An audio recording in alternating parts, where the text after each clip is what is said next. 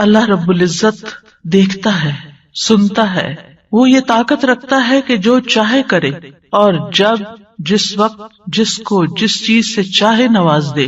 اس لیے اگر ہمارا یہ یقین ہے کہ ہمارا رب ایسا ہی ہے تو اس چیز سے ہمارے اندر دعا کا جذبہ اور زیادہ پیدا ہوگا۔ جتنا جتنا انسان کو اللہ سبحانہ وتعالیٰ کی معرفت حاصل ہوتی چلی جاتی ہے تو فطری طور پر، قدرتی طور پر اس کے اندر یہ جذبہ پیدا ہوتا جاتا ہے کہ وہ اپنی ہر ضرورت کے لیے، چھوٹی ضرورت کے لیے بھی اور بڑی ضرورت کے لیے بھی اپنے اسی رب کو پکارے اور اس سے دنیا اور آخرت کی سعادتیں اور بھلائیاں مانگ لے۔ وہ اسی کو اپنا کارساز بنا لے، اسی کو اپنا مددگار سمجھے۔ اس لیے دعا کرتے رہنا چاہیے۔ دعا کا نہ کوئی خاص وقت مقرر ہے کہ اس وقت کا آپ انتظار کریں تو دعا کر سکتے ہیں، نہیں، آپ ہر وقت دعا کر سکتے ہیں، اور نہ ہی اس کے لیے کوئی خاص قسم کا عمل کرنے کی ضرورت ہے کہ وہ عمل کریں گے تو ہی دعا کر سکتے ہیں، نہیں، اور نہ ہی اس کے لیے کسی زبان کی پابندی ہے کہ صرف آپ عربی میں ہی دعا کر سکتے ہیں۔ آپ اردو میں، اپنی مدر ٹنگ میں، کسی بھی زبان میں آپ دعا کر سکتے ہیں۔ وہ دعا اللہ تعالیٰ تک پہنچتی ہے، وہ دعا کو سنتا ہے اور اپنی حکمت کے مطابق اس کی قبولیت کا فیصلہ کرتا ہے کہ کیا بندے کو یہی چیز دے دی جائے جو وہ مانگ رہا ہے، یا اس سے بہتر کوئی چیز دی جائے، یا پھر اس سے کوئی بلا ٹالی جائے، یا اس کے لیے آخرت میں ذخیرہ کر لیا جائے، کیونکہ اس کے باقی اعمال اتنے نہیں ہیں کہ جن کی بنا پر یہ وہاں نجات پا سکے گا، تو اسے دنیا میں اس کی من پسند چیزیں دینے کی بجائے اس کے لیے آخرت میں اعمال کا ذخیرہ کر دیا جائے تاکہ اس کی آخرت میں نجات ہو سکے۔ لہذا ہم سب کو دعا کرتے رہنا چاہیے۔ دعا عظیم عبادت، شرف والی عبادت، وہ عبادت جس کو اللہ تعالیٰ پسند کرتا ہے، وہ عبادت کہ جسے چھوڑ دیا جائے تو اللہ تعالیٰ ناراض ہوتا ہے۔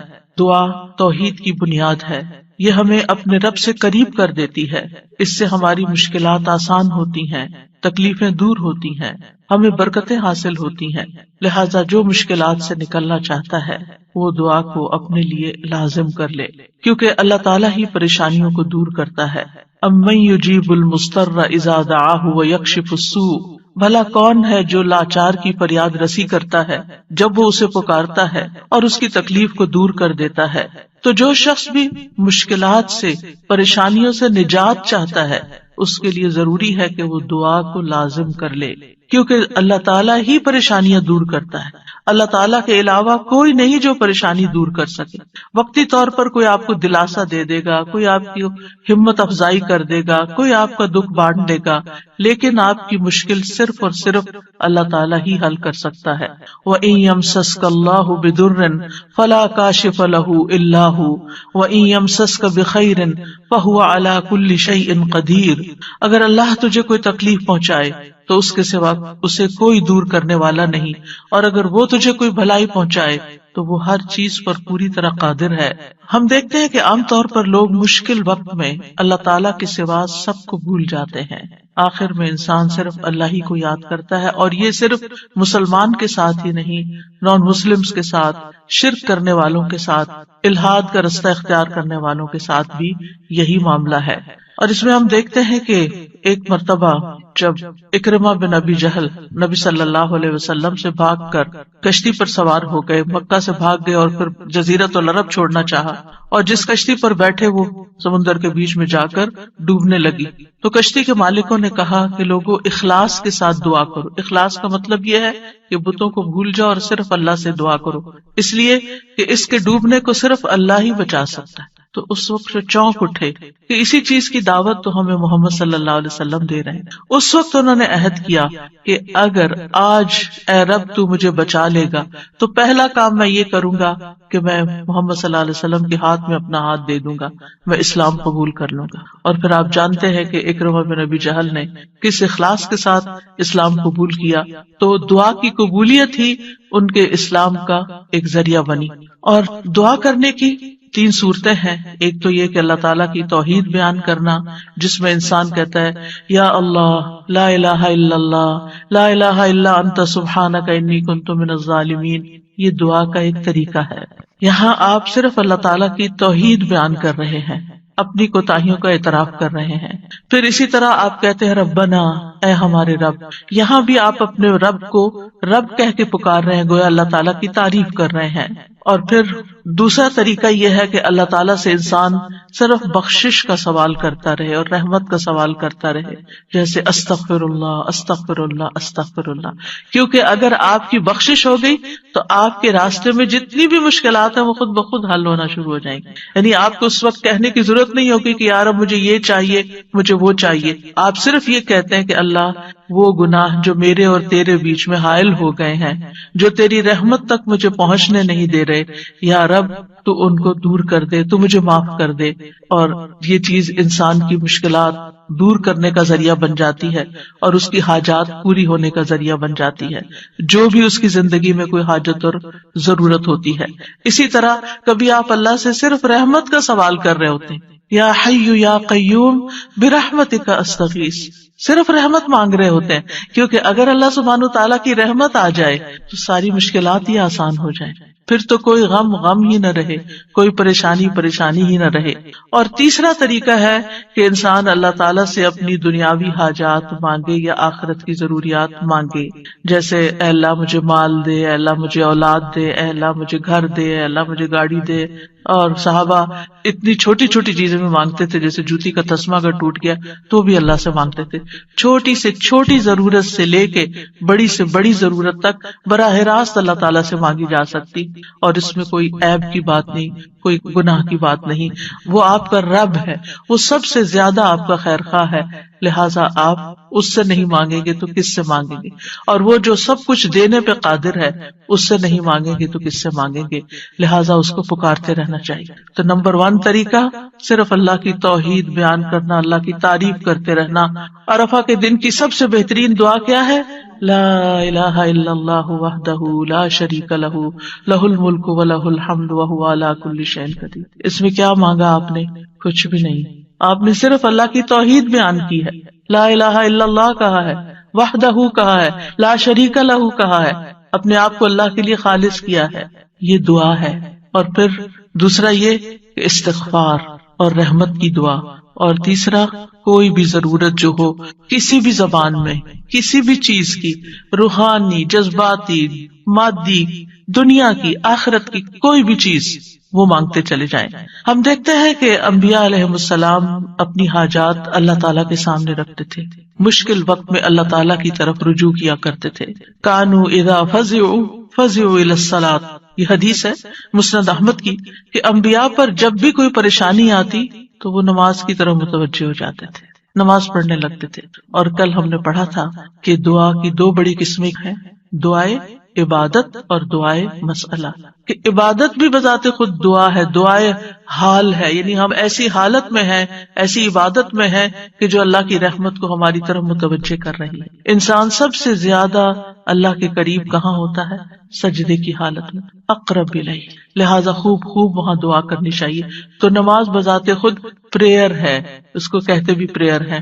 صلاۃ کا معنی بھی دعا ہے، تو وہ تو دعا کا مجموعہ ہے. اسی لیے وَاسْتَعِینُوا بِالصَّبْرِ وَالصَّلَاةِ، جب انسان پر کوئی مشکل آئے تو فوراً نماز کی طرف جائے اور نماز پڑھ کر اللہ تعالیٰ سے دعا بھی کرے. اور بذات خود اگر نوافل پہ نوافل بھی پڑھ رہا ہے یا طویل قیام کر رہا ہے، طویل سجدہ کر رہا ہے، تو یہ بھی ایک طرح سے دعا یا عبادت ہی کی حالت میں ہے. انبیاء علیہ السلام کی دعائیں کیوں قبول ہوئی؟ ہم ایک کے بعد ایک پیغمبر کے بارے میں قرآن مجید میں پڑھتے ہیں اور ہر پیغمبر کی دعا کے بارے میں پڑھتے ہیں کہ وہ قبول ہو گئی. کیوں؟ انہم کانوا یسارعون فی الخیرات ویدعوننا رغبا ورہبا. 2 کام تھے ان کے. ایک تو یہ کہ وہ نیکی کے کاموں میں بہت جلدی کرتے تھے، یسارعون فی الخیرات. تو دعاؤں کی قبولیت کے لیے کیا ہے؟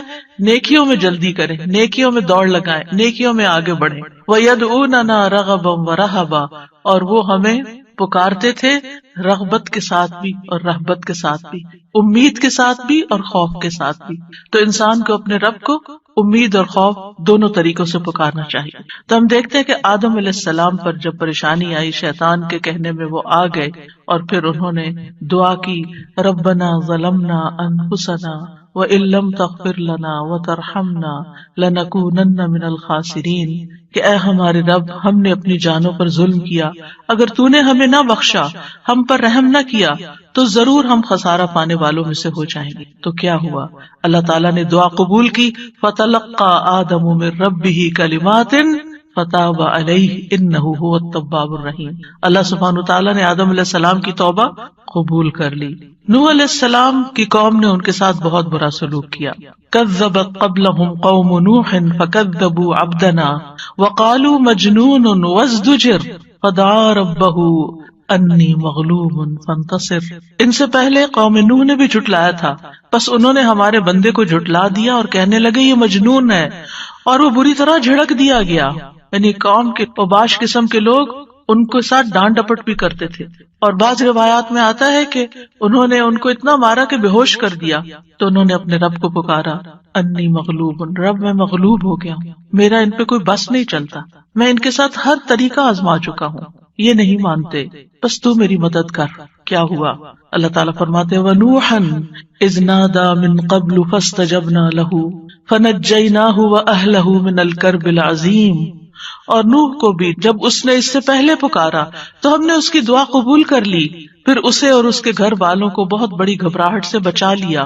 وَلَقَدْ نَادَانَا نُوحٌ فَلَنِعْمَ الْمُجِيبُونَ، اور بلا شبہ یقیناً نوح نے ہمیں پکارا تو یقیناً ہم بہت اچھے قبول کرنے والے ہیں۔ اللہ تعالیٰ نے ان کی دعا قبول کر لی اور پوری قوم کو ڈبو دیا سوائے ایمان والوں کے، اور اپنے بندے کا بدلہ لے لیا۔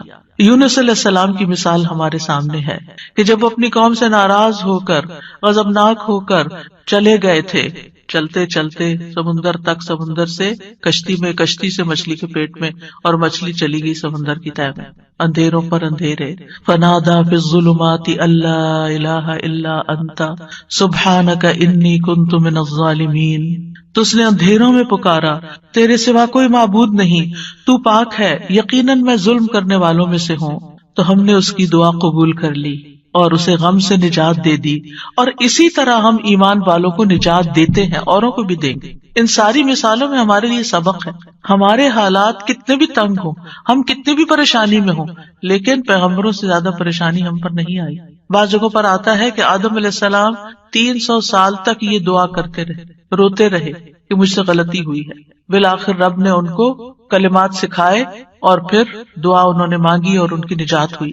بعض اوقات آزمائشیں لمبی ہو جاتی ہیں، لیکن ہمیشہ یقین رکھیے کہ رب سنتا ہے، وہ ضرور سنے گا، وہ کبھی بھی مجھے محروم نہیں کرے گا۔ لم اکم بدعائک رب شقیہ، تجھ سے مانگ کر اے رب میں کبھی بھی نامراد نہیں ہوا، تو ضرور سننے والا ہے۔ پھر ایوب علیہ السلام 18 سال تک ایک بیماری میں مبتلا رہے ہیں۔ وَأَيُّوبَ إِذْ نَادَى رَبَّهُ أَنِّي مَسَّنِيَ الضُّرُّ وَأَنْتَ أَرْحَمُ الرَّاحِمِينَ فَاسْتَجَبْنَا لَهُ فَكَشَفْنَا مَا بِهِ مِنْ ضُرٍّ وَآتَيْنَاهُ أَهْلَهُ وَمِثْلَهُمْ مَعَهُمْ رَحْمَةً مِنْ عِنْدِنَا وَذِكْرَى لِلْعَابِدِينَ۔ اور ایوب جب اس نے اپنے رب کو پکارا کہ بے شک مجھے تکلیف پہنچی ہے اور تو رحم کرنے والوں میں سب سے زیادہ رحم کرنے والا ہے، تو ہم نے اس کی دعا قبول کر لی، بس اسے جو تکلیف تھی دور کر دی، اور اس کے گھر والے اور ان کے ساتھ اتنے ہی اور عطا کر دیے اپنے پاس سے رحمت کے طور پر۔ ان لوگوں کے لیے یاد دہانی ہے یہ جو عبادت کرنے والے ہیں۔ یعنی بعض اوقات انسان سوچتا ہے میں عبادت بھی کرتا ہوں، میں اللہ تعالیٰ کی حرام کردہ چیزوں سے بھی بچتا ہوں، لیکن میں دعا کرتا رہتا ہوں مگر میری دعا نہیں سنی جاتی، معلوم نہیں کیوں۔ اب دیکھیے کس طرح یعقوب علیہ السلام سال ہا سال تک، بعض روایات میں 40 سال اور بعض میں اس سے بھی زیادہ وقت کے لیے وہ بیٹے سے جدا ہوئے تھے، اور مسلسل دعا کرتے رہے، مایوس نہیں ہوئے۔ اللہ تعالیٰ نے بالآخر ان کی دعا سن لی، چھوڑنا نہیں، پیچھے نہیں ہٹنا۔ ایوب علیہ السلام نے کہا تھا انی مسنی الضر وانت ارحم الراحمین، اللہ مجھے تکلیف پہنچی ہے اور تو سب سے بڑا رحم کرنے والا ہے، تو سب مہربانوں میں سے بڑھ کر مہربان ہے، تو مہربانی نہیں کرے گا تو اور کون کرے گا۔ تو یہاں انہوں نے اللہ تعالیٰ کی رحمت کی فریاد کی۔ پھر ابراہیم علیہ السلام مشکل ترین حالات میں اللہ تعالیٰ پر توکل کرتے ہیں۔ ابن عباس کہتے ہیں کہ یہ کلمہ حسبنا اللہ و نعم الوکیل ابراہیم علیہ السلام نے اس وقت کہا تھا جب انہیں آگ میں ڈالا گیا تھا، اور ان کے اس کلمے کی وجہ سے ان پر آگ ٹھنڈی ہو گئی، کیونکہ انہوں نے کہا تھا حسبنا اللہ و نعم الوکیل، حسبنا اللہ، اللہ ہمیں کافی ہے۔ یہ بھی پکارنے کا ایک انداز ہے، اللہ کی رحمت کو طلب کرنے کا ایک انداز ہے۔ اور ان کے اس کہنے پر اللہ سبحانہ وتعالیٰ نے کیا فرمایا، قلنا یا نار کونی بردم وسلاما علی ابراہیم، اے آگ تو ابراہیم پر سراسر ٹھنڈک اور سلامتی والی بن جا۔ ابراہیم علیہ السلام نے نیک اولاد کی دعا کی، رب ہب لی من الصالحین فبشرناہ بغلام حلیم، اے میرے رب مجھے لڑکا عطا کر جو نیکوں میں سے ہو، تو ہم نے اسے ایک بردبار لڑکے کی خوشخبری دی، بغلام حلیم۔ ایسا نہیں ہوا کہ ابراہیم علیہ السلام نے ادھر دعا کی اور ادھر ان کو اسحاق اور اسماعیل علیہ السلام مل گئے، انتہائی بڑھاپے کی حالت میں جا کر بہت سالوں کے بعد دعا قبول ہوئی، لیکن قبول ہوئی۔ ہمارے لیے اس میں سبق یہ ہے کہ مانگتے رہیں چاہے سال ہا سال گزر جائیں۔ اور پھر وہ کہتے ہیں الحمدللہ الذی وہب لی علی الکبر اسماعیل و اسحاق ان ربی لسمیع الدعاء، سب تعریف اس اللہ کی ہے جس نے مجھے بڑھاپے کے باوجود اسماعیل اور اسحاق عطا کیے، بے شک میرا رب تو بہت دعا سننے والا ہے۔ اللہ سبحانہ وتعالیٰ نے انہیں ہدایت یافتہ اولاد عطا کی تھی، یہ ان کے صبر کا نتیجہ تھا۔ ان کی زندگی تو مشکل میں گزری، لیکن اس کا بدلہ اللہ نے ان کو کیا دیا کہ ایسی اولاد دی جو ہمیشہ کے لیے ان کے لیے ناموری کا سبب بنی۔ وَوَهَبْنَا لَهُ إِسْحَاقَ وَيَعْقُوبَ، صرف بیٹا نہیں، بیٹے کے بعد پوتے کی بھی خوشخبری دی۔ كُلًّا هَدَيْنَا، ہر ایک کو ہم نے ہدایت دی۔ وَنُوحًا هَدَيْنَا مِن قَبْلُ، نوح علیہ السلام کو اس سے پہلے ہم نے گائیڈ کیا۔ وَمِن ذُرِّيَّتِهِ دَاوُودَ وَسُلَيْمَانَ وَأَيُّوبَ وَيُوسُفَ وَمُوسَى وَهَارُونَ وَكَذَلِكَ نَجْزِي الْمُحْسِنِينَ، اور اس کی اولاد میں سے داؤد اور سلیمان اور ایوب اور یوسف اور موسیٰ اور ہارون، اور اسی طرح ہم نیکی کرنے والوں کو جزا دیتے ہیں۔ یعقوب علیہ السلام کا حال آپ کے سامنے ہے، انہوں نے اپنے غم اور دکھ کی فریاد لوگوں کے سامنے نہیں کی، لوگوں کو جا کر اپنے دل کا حال نہیں بتایا۔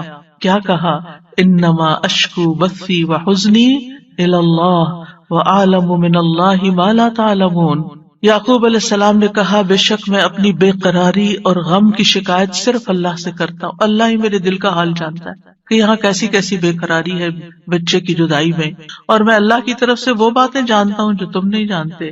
بہت کچھ جاننے کے باوجود انہیں یہ نہیں پتا تھا کہ بیٹا مصر میں ہے، اللہ نے نہیں بتایا۔ وہ کہہ سکتے تھے نا اللہ تعالیٰ مجھے بتا دیں وہ کہاں ہے، آپ تو جانتے ہیں آپ مجھے بھی بتا دیں، لیکن اللہ سبحانہ تعالیٰ نے اس کا بھی ایک وقت رکھا تھا۔ اگر پیغمبروں کے لیے قبولیت کا ایک وقت ہے تو ہمارے لیے بھی دعاؤں کی قبولیت کا ایک وقت ہوتا ہے۔ قبولیت کا مطلب یہ نہیں ہوتا کہ بس منہ سے نکلتے ہی بات آپ کی فرمائش پوری ہو جائے۔ اور پھر آپ دیکھیے کہ کس طرح اللہ تعالیٰ نے ان کی دعا قبول کر لی۔ اور پھر ہم دیکھتے ہیں کہ یوسف علیہ السلام کی مثال، انہوں نے تو اپنے لیے ایک انوکھی ہی دعا مانگی، قال رب السجن احب الی، قید خانے میں جانے کی دعا کی تاکہ ان عورتوں کا قید اور مکر جو ہے وہ ان سے دور ہو جائے۔ فاستجاب له ربه فصرف عنه کیدہن، رب نے اس کی دعا قبول کر لی اور ان عورتوں کا مکر فریب حضرت یوسف سے ہٹا دیا۔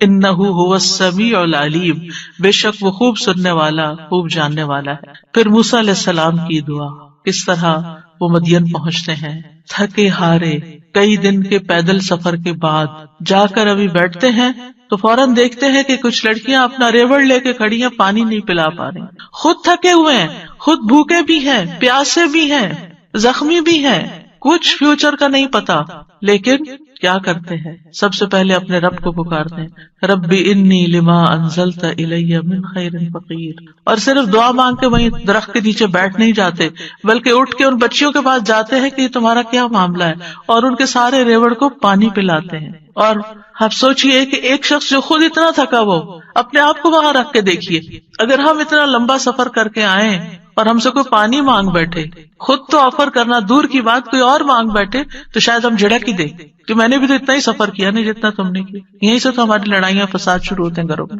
لیکن نیکی کرنے والے انہم کانوا یسارعون فی الخیرات، نیکی کے کاموں میں بہت جلدی کرتے تھے، سستی نہیں کرتے تھے، ضرورت مند کو دیکھا پہچان لیا، اٹھے نیکی کی، اور ابھی واپس آ کے بیٹھے ہی تھے کہ اللہ سبحانہ تعالیٰ کی طرف سے ہر چیز کی بشارت آ گئی اور وہ بچی واپس آئی اور پھر گھر لے کر گئی. کھانے پینے کا بھی انتظام ہو گیا, شادی کا بھی انتظام ہو گیا, ٹھکانے کا بھی انتظام ہو گیا, اور اچھی صالح نیک کمپنی کا بھی. جب آپ کسی اجنبی ملک میں جاتے ہیں تو آپ کو نہیں پتا ہوتا کہ آپ کو کیسے دوست ملیں گے, آپ کے نیبرز کون سے ہوں گے, آپ کا تعلق کن لوگوں سے ہوگا. لیکن یہ اللہ کی کتنی بڑی رحمت تھی کہ اللہ تعالیٰ نے انہیں ایک نیک صالح انسان کے ساتھ جوڑ دیا کہ اس کی بیٹی کی شادی حضرت موسیٰ علیہ السلام سے ہو گئی اور ان کے درمیان ایک رشتہ قائم ہو گیا. یہ بھی سراسر اللہ کی رحمت تھی. اللہ تعالیٰ نے ان کی دعا قبول کی. موسیٰ علیہ السلام نے ہر مشکل مرحلے میں اللہ تعالیٰ کو ہی پکارا. فرعون کے دربار میں جانے لگتے ہیں تو کیا پڑھتے ہیں؟ رب اشرح لی صدری ویسر لی امری واحلل عقدۃ من لسانی یفقہوا قولی واجعل لی وزیرا من اہلی ہارون اخی. رب اشرح لی کے علاوہ کہ جو کام کرنے جا رہا ہوں یا اللہ اس کے لیے میرا دل کھول دے, میرا کام آسان کر دے, میری زبان کی گرہ کھول دے, یعنی میرے بولنے میں سلاست ہو جائے اور اس طرح کی کمیونیکیشن ہو کہ لوگ میری بات سمجھ جائیں, ان کو میری بات سمجھ آ جائے تاکہ وہ مقصد پورا ہو جائے, اور میرے گھر والوں میں سے ایک میرا مددگار بنا دے. اللہ تعالیٰ نے ہارون علیہ السلام کو نبی بنا کر ان کا مددگار بنا دیا. زکریا علیہ السلام کی مثال مایوس نہیں ہے, سال ہر سال تک اولاد کی دعا کرتے, انتہائی بڑھاپے میں بھی. وَزَكَرِيَّا إِذْ نَادَىٰ رَبَّهُ رَبِّ لَا تَذَرْنِي فَرْدًا وَأَنْتَ خَيْرُ الْوَارِثِينَ. اور زکریا کو جب اس نے اپنے رب کو پکارا, اے میرے رب مجھے اکیلا نہ چھوڑ اور تو سب وارثوں سے بہتر ہے, تو ہم نے اس کی دعا قبول کر لی. فَاسْتَجَبْنَا لَهُ وَوَهَبْنَا لَهُ يَحْيَىٰ, اور ہم نے اس کو یحییٰ عطا کیا. وَأَصْلَحْنَا لَهُ زَوْجَهُ, اور اس کی بیوی کو اس کے لیے درست کر دیا. یعنی بعض اوقات ہم سوچتے ہیں کہ انفرٹیلٹی کا پرابلم ہے, بچہ ہو ہی نہیں سکتا.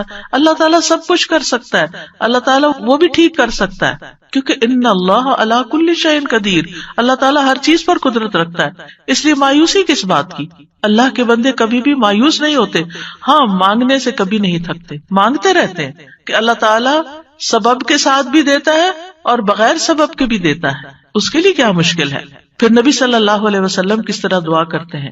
استستغیثون ربکم فاستجاب لکم انی ممدکم بألف من الملائکۃ مردفین. جب تم اپنے رب سے مدد مانگ رہے تھے تو اس نے تمہاری دعا قبول کر لی کہ بے شک میں 1000 فرشتوں کے ساتھ تمہاری مدد کرنے والا ہوں جو ایک دوسرے کے پیچھے آنے والے ہیں.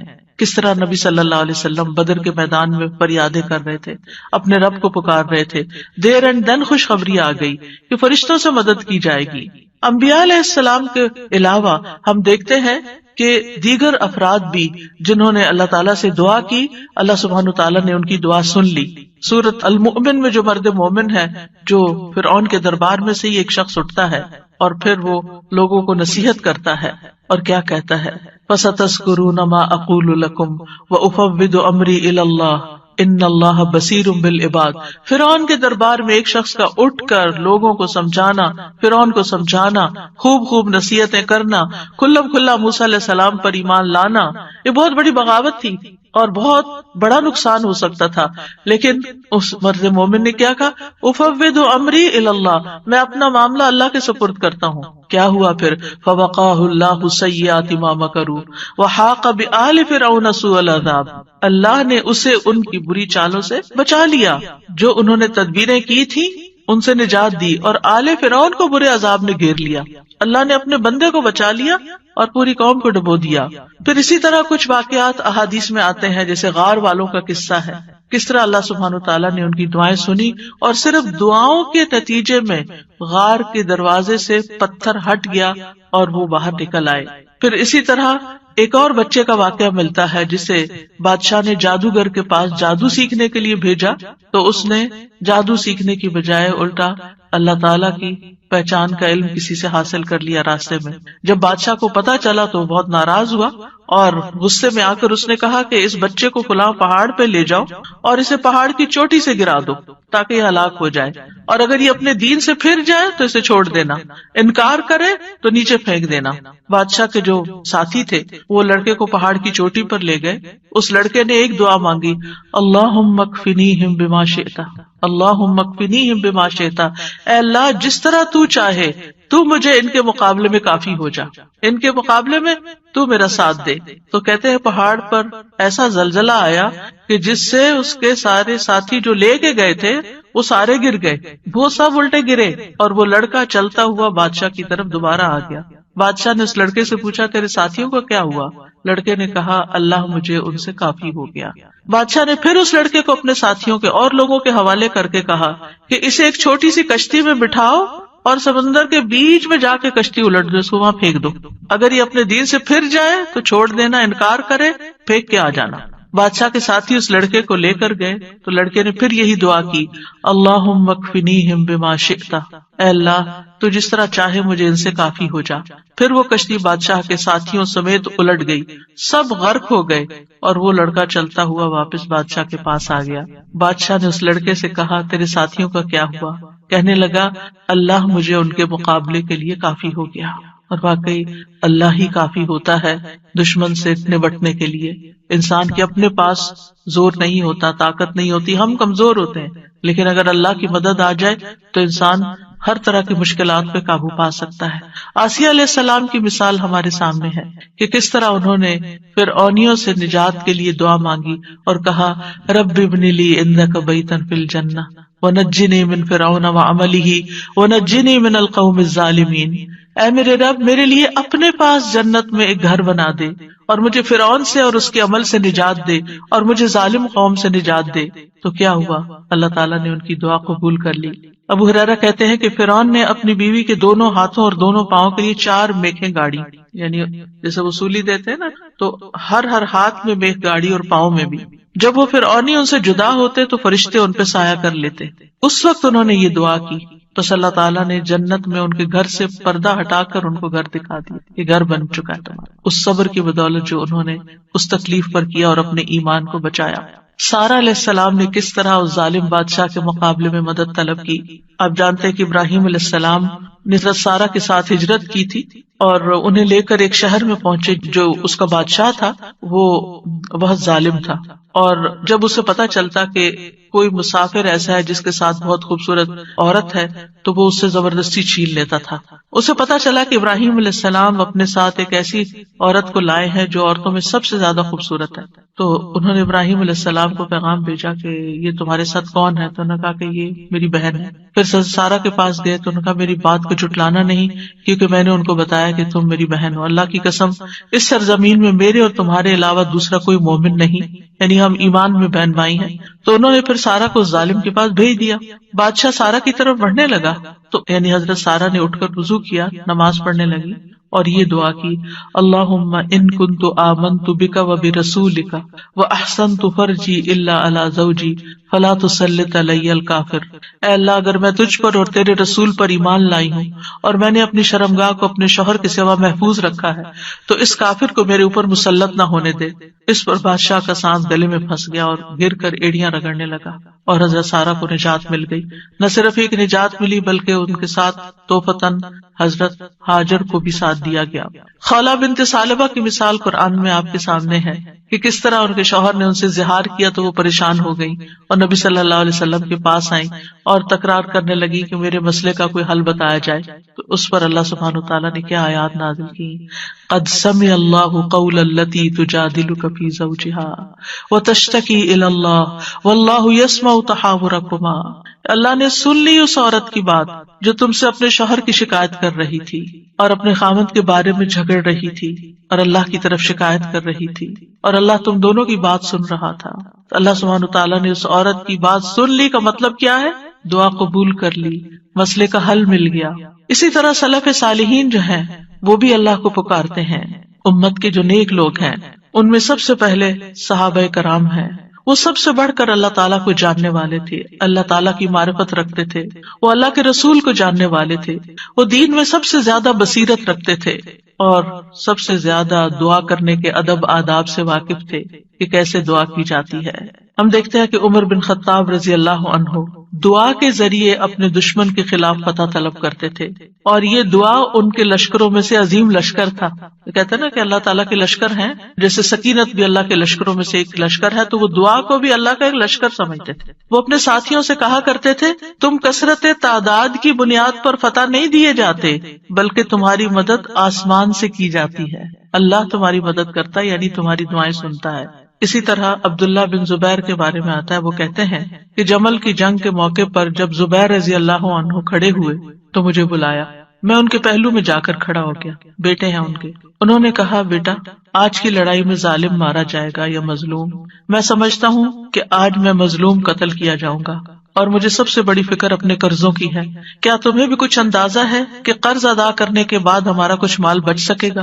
پھر انہوں نے کہا، بیٹے ہمارا مال فروخت کر کے اس سے قرض ادا کر دینا۔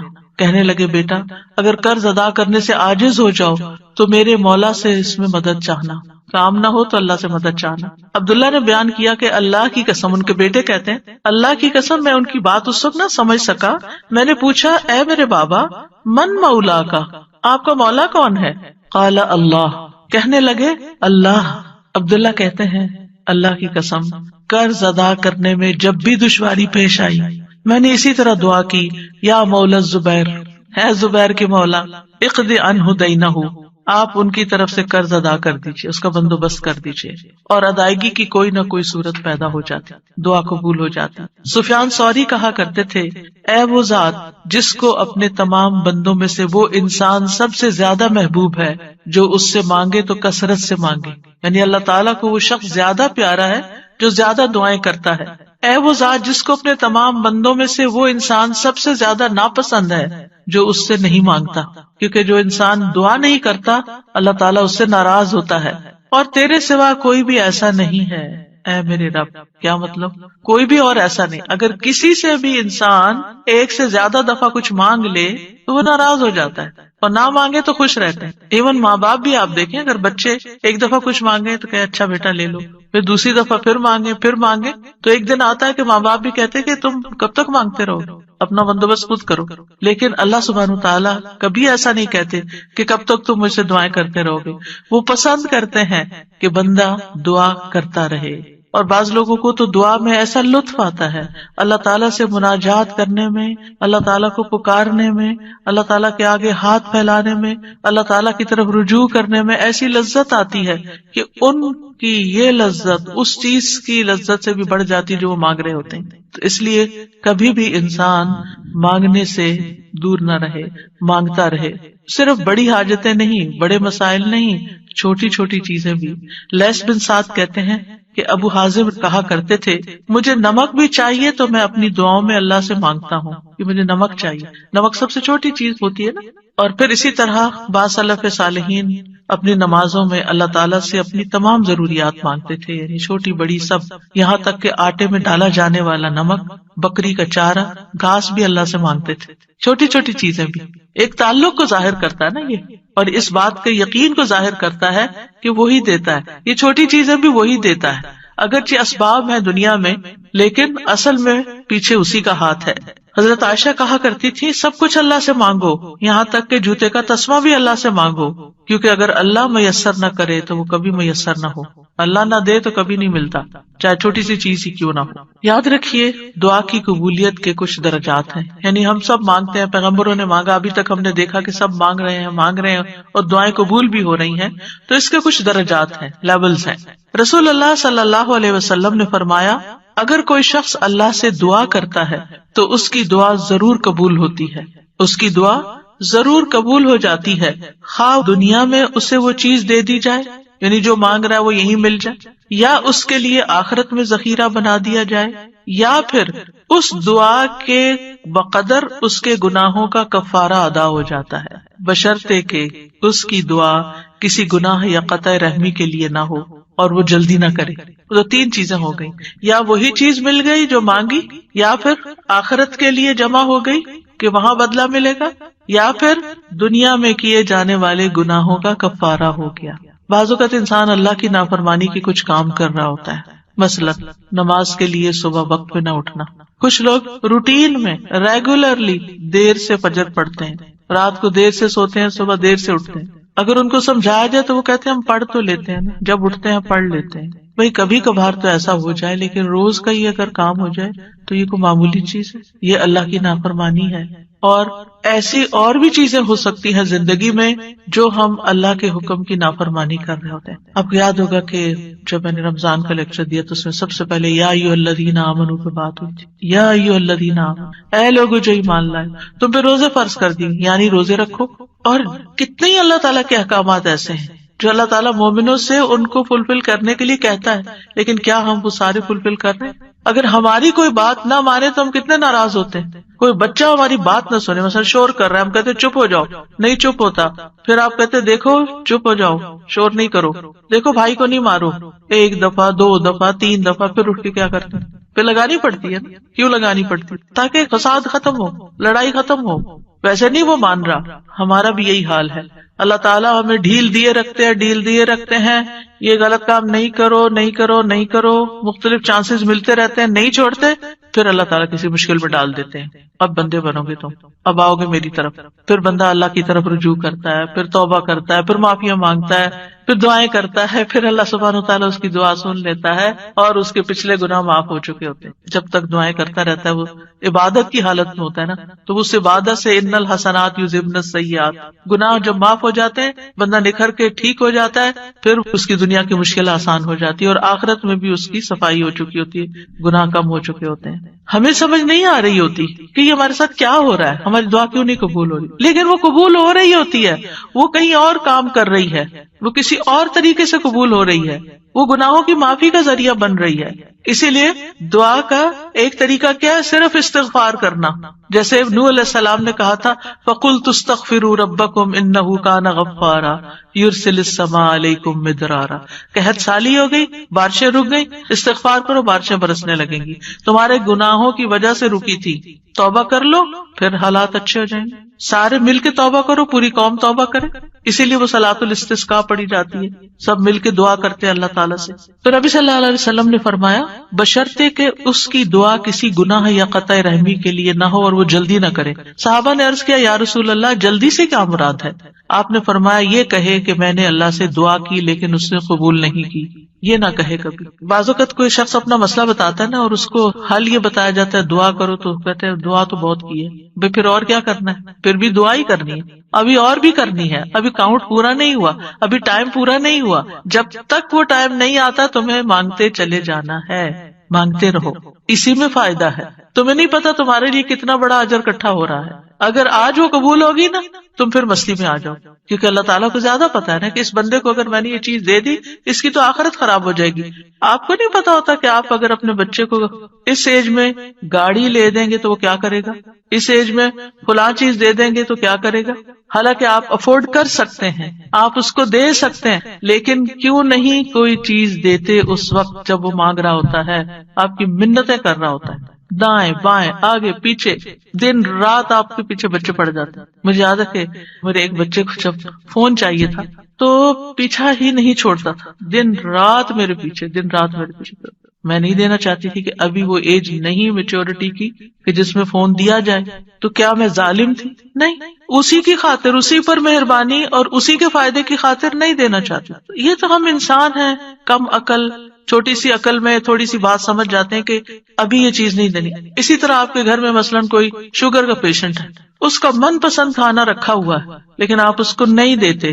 کیوں نہیں دیتے؟ ایسا نہیں ہے کہ وہ ہے نہیں کھانا، سب کچھ ہے، لیکن اس لیے نہیں دیتے کہ وہ کھا کر بیمار ہوگا اور بیمار ہوگا، سخت نقصان ہو سکتا ہے. نہیں دینا. تو کیا اللہ تعالیٰ کو نہیں پتا کہ جو کچھ ہم مانگ رہے ہیں وہ ابھی ہمیں اس کو دینا ہے یا نہیں دینا، ابھی یہ کام ہو جانا چاہیے یا نہیں ہو جانا چاہیے؟ اس کو ہم سے زیادہ پتا ہے. وَلِلَّهِ الْمَثَلُ الْأَعْلَى. اس لیے کوئی بھی اگر دعا قبول نہیں ہوتی کوئی بات نہیں، موقع غنیمت جانے اللہ سے قریب ہونے کا، قریب تر ہوتے جانے کا. اسی میں خیر ہے، اسی میں بھلائی ہے. قَدْ جَعَلَ اللَّهُ لِكُلِّ شَيْءٍ قَدْرًا. اللہ نے ہر چیز کا ایک اندازہ رکھا ہے، وقت رکھا ہے، ایک ٹائم ہے، اس پر ہو جائے گا. اب یہ جو تین ہے قبولیت کے راستے، ان میں سے سب سے پہلا کہ کبھی اللہ تعالیٰ وہ چیز دے دیتا ہے جو ہم مانگتے ہیں. مثلاً ابراہیم علیہ السلام نے نیک بیٹا مانگا تھا، ربی حبلی من الصالحین. انہوں نے صرف بیٹا نہیں مانگا، کہا ربی حبلی من الصالحین، اللہ مجھے نیک بیٹا دے. کتنی عقل مند تھے نا. ہم جب کوئی چیز مانگتے ہیں تو بس کہتے ہیں کچھ مل جائے، بس جو بھی مل جائے لے لیں گے. نہیں، کوالٹی والی چیز مانگے. اللہ سب کچھ دے سکتا ہے. تو اللہ تعالیٰ نے کیا کیا؟ فبشرناہ بغلام حلیم. تو ہم نے اسے ایک بہت بردبار لڑکے کی، بہت ٹالرنٹ، بہت ہمبل، بہت اچھے اخلاق والے بچے کی خوشخبری دی. آپ دیکھیں کہ ہم حلم اور برداشت کو نیکی نہیں عام طور پہ سمجھتے کہ یہ بھی کوئی نیکی، حالانکہ یہ نیکیوں کی بنیاد بن جاتی. جس بندے کے اندر ٹالرنس ہوتی ہے وہ دوسرے کی بات سن کے برداشت کر جاتا ہے، وہ بار سہ جاتا ہے، وہ شوق برداشت کر لیتا ہے. تو کتنی بڑی کوالٹی، کتنی بڑی خوبی کہ کوئی آپ کو اوفینڈ کر رہا ہے اور آپ اوفینڈ نہ ہو، اور اگر ہو بھی تو آپ برداشت کر جائیں اور اپنے منہ سے کچھ نہ بولیں، ایک کان سے سونے دوسرے سے نکال دیں اور اس کو دل پر نہ لیں. کچھ لوگوں کا حال یہ ہوتا ہے کہ اگر چھوٹی سی بھی کوئی بات ان کو کہہ دے تو وہ ان کے اندر ایسی ہلچل مچاتی ہے کہ انہیں ہر چیز بھول جاتی ہے اور وہ وہی سوچے جاتے. یہ بھی اپنے آپ کو ٹارچر دینا ہے. جس نے وہ بات کی اس کو تو شاید خبر بھی نہ ہو تو میٹھی نیند سو رہا ہو اور آپ خواہ اپنے بستر پہ کروٹ بدل رہے ہیں. تو یہ کیا ہے؟ ریزسٹنس نہیں ہے آپ کے اندر. آپ ہر چیز لیے جا رہے ہیں اپنے اوپر. بھیا کیوں اپنے اوپر ہر چیز لیے جا رہے ہیں؟ پرے پھینکے اس کو اٹھا کے کہ اس نے کہا، اس کا اخلاق، اس کی غلطی اسی پر.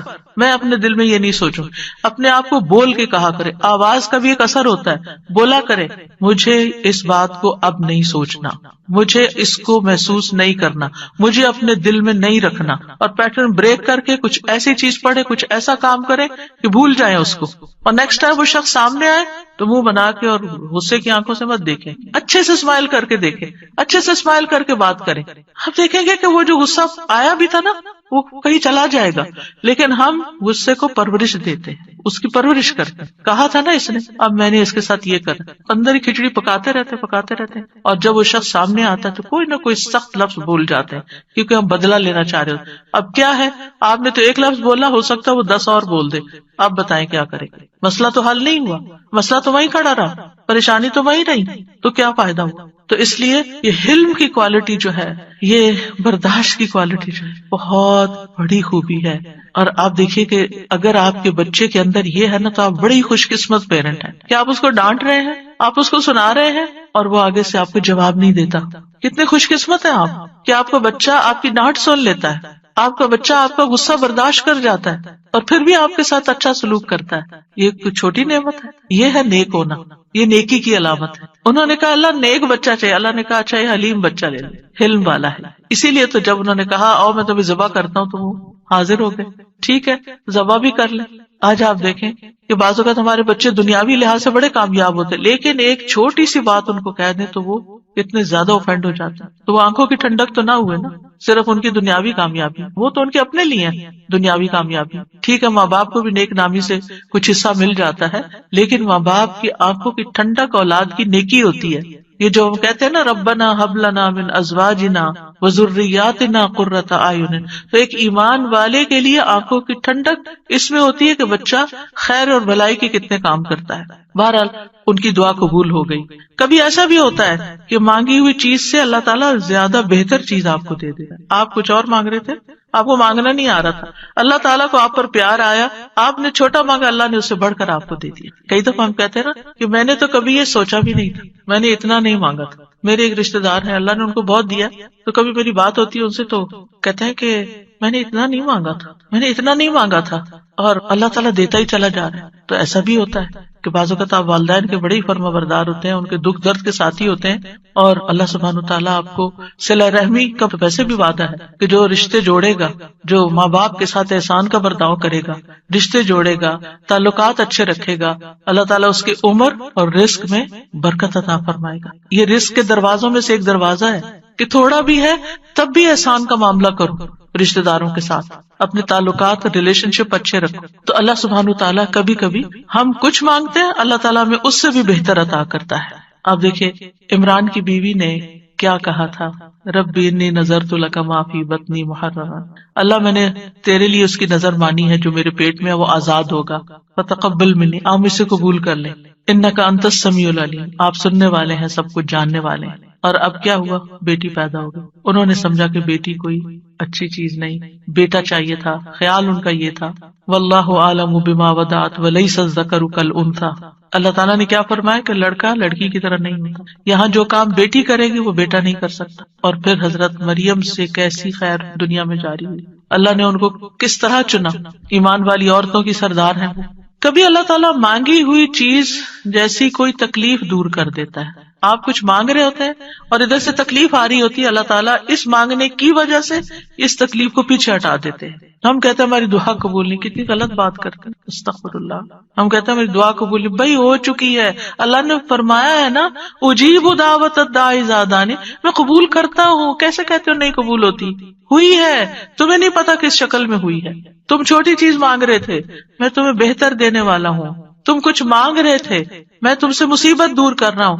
اگر وہ مصیبت دور نہ کرو تو یہ تمہاری مانگی ہوئی چیز مل بھی جائے تو تم فائدہ نہیں اٹھا سکتے اس سے. نبی صلی اللہ علیہ وسلم نے فرمایا جو مسلمان کوئی ایسی دعا کرے جس میں گناہ یا قطع رحمی کا کوئی پہلو نہ ہو تو اللہ اسے تین میں سے کوئی ایک چیز ضرور عطا فرماتے ہیں. یا تو فوراً ہی اس کی دعا قبول کر لی جاتی، یا آخرت کے لیے ذخیرہ کر لی جاتی، یا اس سے اس جیسی کوئی تکلیف دور کر دی جاتی.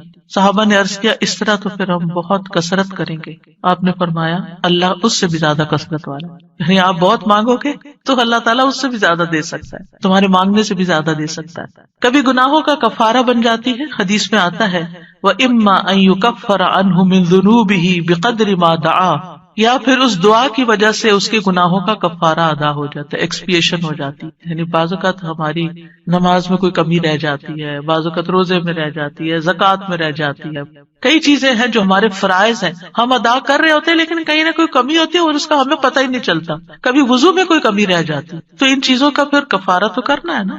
تو پھر یہ دعائیں جو ہیں یہ اس کبھی کوتاہی کا بھی کفارہ کرتے. پھر یاد رکھیے کہ جو لوگ مایوس ہوتے ہیں اور اللہ سے مانگتے نہیں، مانگنا چھوڑ دیتے ہیں، تو اللہ تعالیٰ نے ایسے لوگوں کی مذمت بیان کی. اگر وقتی طور پر وہ نہیں مل رہا جو آپ کے دل میں اٹکا ہوا ہے کہ یہی ملنا چاہیے، اور پھر آپ کو نہیں ملتا اور آپ دعا مانگنا چھوڑ دیتے ہیں، تو یہ طریقہ درست نہیں. وقال ربکم ادعونی استجب لکم، تمہارا رب فرماتا ہے مجھ سے دعا کرو میں تمہاری دعا قبول کروں گا. ان الذین یستکبرون عن عبادتی، بے شک جو لوگ میری عبادت سے تکبر کرتے ہیں، سیدخلون جہنم داخرین، وہ جہنم میں ضرور ذلیل و خوار ہو کے داخل ہوں گے. دعا روک دینا یہ سوچ کر قبول نہیں ہوتی تو فائدہ نہیں مانگنے کا. یہ کیا ہے؟ دراصل اللہ سے مایوس ہونا، نا امید ہونا اور اللہ سے ناراض ہونا. تبھی تو آپ اس کو چھوڑ رہے ہیں، پھر آپ کہاں جائیں گے؟ تو اللہ تعالیٰ کو یہ چیز سخت ناپسند ہے. امام شوکانی رحمہ اللہ اس آیت کے بارے میں کہتے ہیں یہ آیت کریمہ اس بات پر دلالت کرتی ہے کہ دعا عبادت کا حصہ ہے، پس اللہ سبحانہ تعالیٰ نے اپنے بندوں کو حکم دیا ہے کہ وہ اس سے دعا مانگیں، یعنی دعا مانگنے کا حکم اللہ تعالیٰ نے دیا ہے. پھر فرمایا ان الذین یستکبرون عن عبادتی، یہ آیت اس بات کا فائدہ دیتی ہے کہ دعا عبادت ہے اور اللہ سے دعا نہ مانگنا تکبر ہے، اور اس تکبر سے زیادہ برا عمل کوئی نہیں. یعنی وہ جب منافقین سے کہا جاتا تھا نا کہ تم رسول کے پاس آؤ اور استغفار کرو تو وہ سر جھٹک دیتے، ہم نہیں جاتے، ہم نہیں کرتے.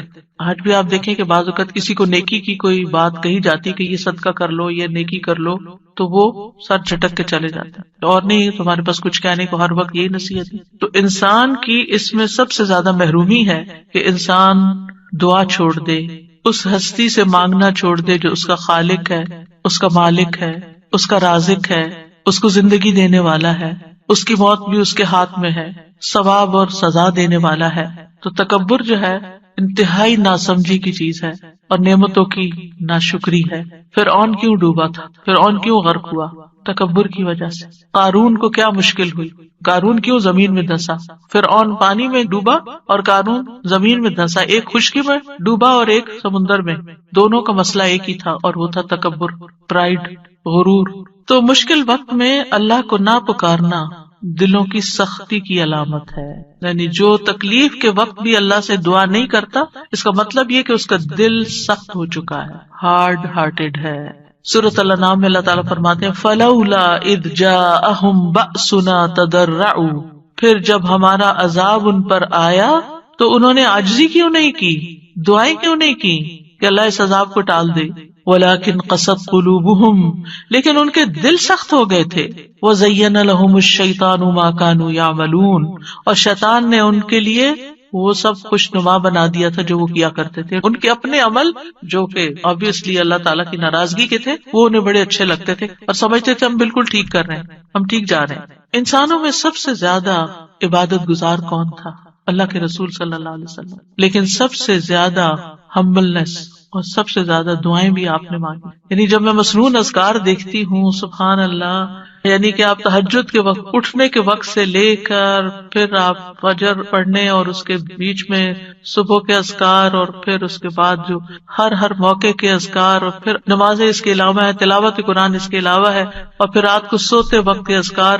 یعنی اگر ان سارے اذکار کو انسان جمع کرتا ہے تو یعنی حیرانی ہوتی ہے کہ کس کثرت سے آپ اللہ کو یاد کرتے تھے. اور یہ ہمبلنس کی علامت ہے، حالانکہ آپ سب سے زیادہ عبادت گزار تھے پھر بھی سب سے زیادہ دعائیں کرتے تھے، اللہ سے مانگتے رہتے تھے. اور لوگوں میں سب سے زیادہ بے بس وہ ہے جو دعا مانگنے سے بے بس ہے، جو دعا نہیں مانگتا. یاد رکھیے اللہ تعالیٰ سے مایوس ہونا کبیرہ گناہ ہے. ابن عباس کہتے ہیں ایک آدمی نے کہا اے اللہ کے رسول، کبیرہ گناہ کون کون سے ہیں، بڑے بڑے گناہ کون سے ہیں؟ آپ نے فرمایا اللہ کے ساتھ شرک کرنا، اللہ کے رزق سے مایوس ہو جانا اور اللہ کی رحمت سے مایوس ہونا. کبھی بھی مایوس نہیں ہونا چاہیے. پھر ایک اور بات اس سلسلے میں یہ یاد رکھی جائے کہ جہاں ہمیں اللہ سے مانگنا چاہیے وہاں ہمیں غیر اللہ سے نہیں مانگنا چاہیے، کیونکہ اللہ کے سوا سب سہارے کمزور ہیں. اب دیکھیں قرآن مجید میں صحابہ نے جتنے بھی چیزوں کے بارے میں پوچھا اس کے بارے میں آتا ہے یسألونک، وہ آپ سے سوال کرتے ہیں، وہ سوال کرتے ہیں. لیکن جب دعا کے بارے میں پوچھا تو اللہ تعالیٰ نے کیا فرمایا، وَإِذَا سَأَلَكَ عِبَادِي عَنِّي، میرے بندے جب آپ سے سوال کرتے ہیں. سوال کا انداز کتنا اچھا لگا، اللہ تعالیٰ کو کتنا پسند آیا کہ سوال کرنے والوں کو میرے بندے کہا، اپنے بندے کہا. اس سے آپ اندازہ لگائیے دعا کی اہمیت کا. تو اللہ تعالیٰ نے یہ نہیں کہا قل یا فقل انی قریب، فرمایا انی قریب. وَإِذَا سَأَلَكَ عِبَادِي عَنِّي فَإِنِّي قَرِيبٌ، بس انہیں بتا دو کہ میں قریب ہی ہوں.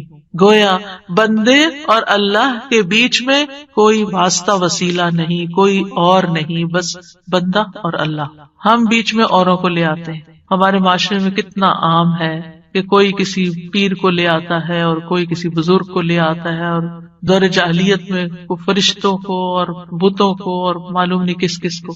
ما نعبدہم الا لیقربونا الی اللہ زلفی، مانگیں اللہ سے، غیر اللہ کی طرف نہیں جائیں. غیر اللہ کے سہارے سب کمزور ہیں. مثل الذین اتخذوا من دون اللہ اولیاء کمثل العنکبوت اتخذت بیتا وان اوہن البیوت لبیت العنکبوت لو کانوا یعلمون. ان لوگوں کی مثال جنہوں نے اللہ کے سوا اور مددگار بنا رکھے ہیں، مکڑی کی مثال جیسی جس نے گھر بنایا، حالانکہ بے شک سب گھروں میں سے کمزور گھر مکڑی کا ہے اگر وہ جانتے ہوتے.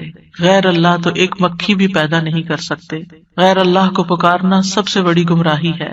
وَمَنْ أَضَلُّ مِمَّنْ يَدْعُو مِن دُونِ اللَّهِ مَن لَّا يَسْتَجِيبُ لَهُ إِلَىٰ يَوْمِ الْقِيَامَةِ وَهُمْ عَن دُعَائِهِمْ غَافِلُونَ.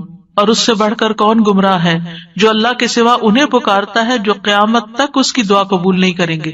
یعنی قبروں میں سوئے ہوئے یا فرشتے یا جن یا کوئی اور مخلوق، کسی سے بھی نہیں، اور وہ ان کے پکارنے سے بے خبر ہیں. اور جب سب لوگ اکٹھے کیے جائیں گے تو وہ ان کے دشمن بن جائیں گے، یعنی غیر اللہ وہ دشمن بن جائیں گے اور ان کی عبادت سے منکر ہوں گے. کیوں نہیں پکارنا چاہیے غیر اللہ کو؟ کیونکہ اللہ کے سوا کوئی کسی چیز کا مالک نہیں ہے. وہ دعا قبول کرنے کی استطاعت نہیں رکھتے. پہلی بات یہ کہ وہ سنتے بھی نہیں ہیں، قبر میں نہیں سنتے. وہ جب وہ سنتے نہیں ہیں تو پھر آپ کی بات کا جواب بھی نہیں دیتے، اور آپ کی ضرورت کہاں سے پوری کریں گے یا آپ کے لیے وسیلہ کہاں سے بنیں گے. مدد کرنے کی طاقت بھی نہیں رکھتے. سورۃ الاعراف میں آتا ہے والذین تدعون من دونہ لا یستطیعون نصرکم ولا انفسہم ینصرون. تم جنہیں اللہ کو چھوڑ کر پکارتے ہو نہ وہ تمہاری مدد کر سکتے ہیں اور نہ خود اپنی مدد ہی کے قابل ہے. نہ وہ نفع دے سکتے ہیں نہ نقصان دور کر سکتے ہیں، نہ تکلیف کو ہٹا سکتے ہیں نہ اس کو بدل سکتے ہیں. رسول اللہ صلی اللہ علیہ وسلم نے فرمایا جو شخص اس حالت میں مر جائے کہ وہ اللہ کے سوا اوروں کو بھی پکارتا ہو تو وہ آگ میں داخل ہوگا. کتنی سخت بات ہے. کیسے لوگ کہتے ہیں یا علی یا پیر عبد القادر جیلانی اور یا پتہ نہیں کون کون. نہیں، اللہ کے سوا کسی کو نہیں پکارنا. تو بہرحال ہم سب کو اللہ ہی کی طرف رجوع کرنا ہے اور اللہ ہی سے دعا کرنا ہے. اللہ سبحانہ تعالیٰ سے دعا ہے کہ وہ ہمارے اس علم کو ہمارے سینوں میں محفوظ کر دے اور ہمیں اس عبادت کی توفیق عطا فرمائے اور ہم سے راضی ہو جائے اور ہماری خطائیں معاف